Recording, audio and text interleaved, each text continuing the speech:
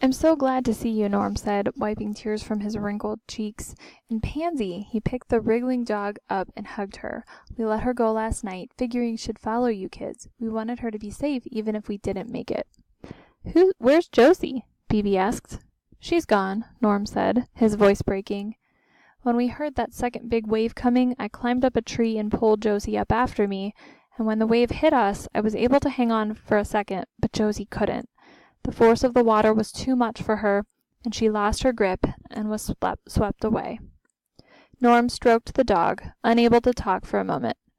"I thought of going with her," he said. "We were together 47 years, and it would have been easy for me to release my hold on the tree and let the water take me too. But then I thought about our son and our grandkids. I'd like to see those grandkids grow up. I worried about Pansy too.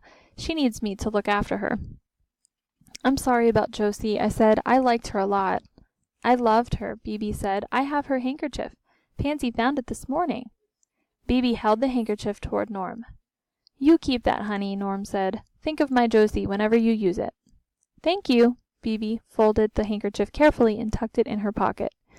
"You kids saved Pansy's life," Norm said. "And she saved ours," I replied. "She barked to let us know when the second wave was coming, and we hid behind a big tree." Norm stood with us while we waited in line. He told us that his house had been destroyed by the tsunami. "One of the firefighters helped me get down the hill," he said, "and he managed to stay afloat on a beam from the hotel during the first wave, then swam ashore and ran up the hill before the second wave hit. He found me as soon as it got light, and we came down together." "We saw footprints," Phoebe said.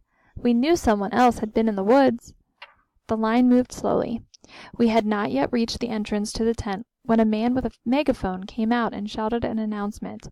"If any of you are here to inquire about passengers on the Elegant Empress, please follow me." Phoebe, Darren, and I hurried toward the man. So did several other people who had been waiting in the line.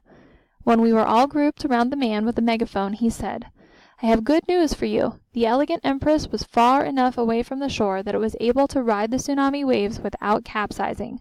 All passengers and crew are safe." "Wasn't the ship damaged?" someone asked. "No. The captain waited until all clear signal was radioed to him, and then—" The man kept talking, but I found it hard to concentrate on his words. They were safe. Mom and Dad were alive.